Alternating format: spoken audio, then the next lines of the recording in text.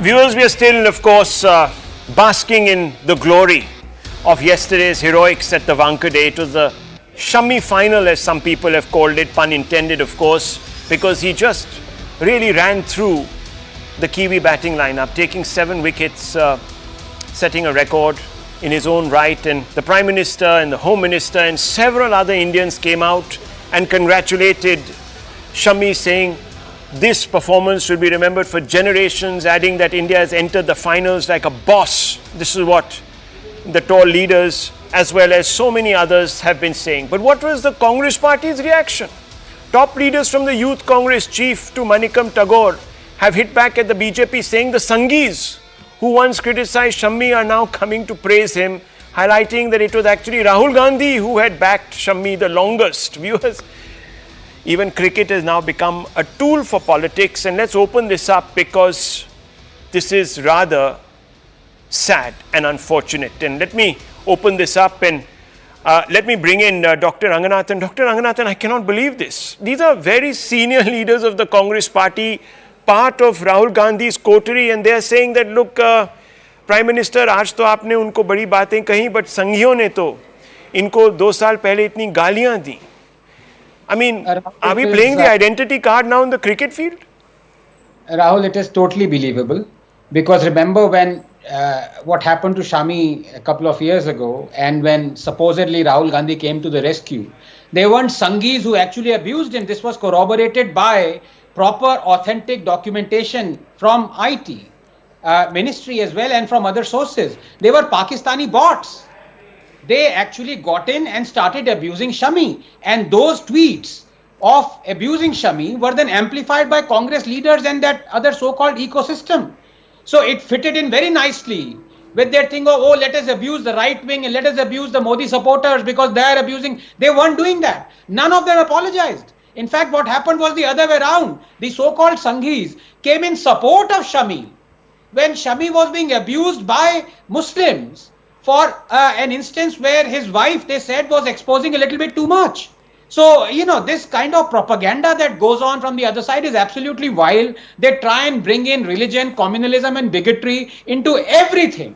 But of course, sooner or later it gets exposed. And that is what will happen in a day or two. Trust me. What is very worrying, viewers, is to drive this wedge amongst ordinary Indians. Dr. Raman, I'm sure tonight you're going to criticize. You've been a cricket follower. Mohammad Shami has been a great servant of Indian cricket. He has done consistently well. He has more than 250 wickets in Test cricket, besides the wonderful exploits in ODI cricket at the World Cup. My point is very simple. If this issue is being highlighted now, it is to point out the sheer hypocrisy of those, and I don't agree with Dr. Ranganathan that it was only trolls from Pakistan who put out such tweets. There were people in India who also put out such tweets. By the way, the only cricketer who came out in his defense was Virat Kohli. And Virat Kohli got trolled for supporting him or defending and saying that please don't troll him. You know, so I think that, look, there is a point. If the Congress party or Rahul Gandhi or Manikam Tagore are saying this now, basically it should never happen again. I think that should, what happened in 2021 should not be allowed to happen again with any Indian cricketer, irrespective of his caste, irrespective of his religion or whatever. And I think that, look, we do not necessarily need to go very far to see such tweets yesterday. Please go and see, please ask Dr. Ranganathan. Many of them were named people and they were all having, at least, I don't know, maybe they were all Pakistani trolls. After he dropped that catch, I mean, within 10 minutes, there were so many vicious tweets. So what are we talking about? So let's be very clear, Rahul, this should not happen. It should not happen ever again. It should not have happened to Mohammad Shami, who has been a fantastic cricketer and who has done this country proud. Dr. And I think Ranganathan, that is absolutely right that Rahul Gandhi says that he was the one who stuck up for him last time. Okay. Please show me tweets from others who stuck up and spoke up for Mohammad Shami. Okay, in Dr. Ranganathan, respond please. Please remember, one guy, I think from an IIT, is in jail for viciously abusing and saying horrible things about Virat Kohli as well. This happens across the counter. We have abusive trolls, we have fans who get abusive, who are psychopaths. What are we trying to do here? Are we trying to say that there should not exist a single psychopath in the country? I mean, let me take that analogy. There are 120,000 people in that Ahmedabad stadium that day.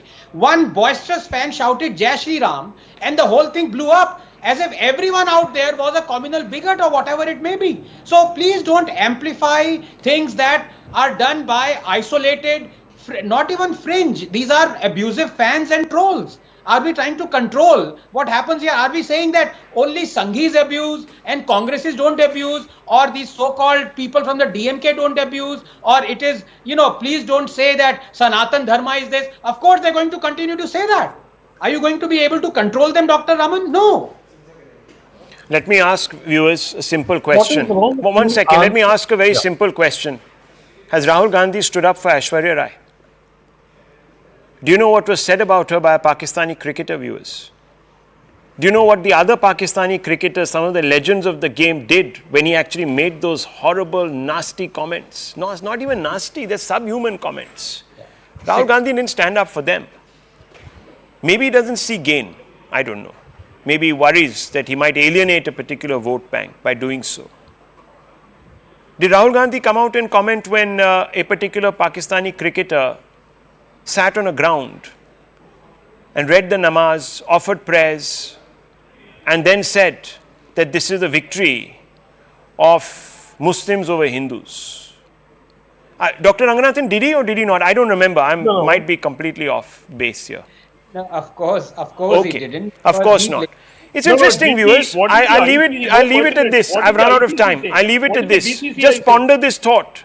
Can your condemnation also be selective? And if it is, then what are you doing? You're playing politics. The Right Stand with Poonam Burde. Stay with us.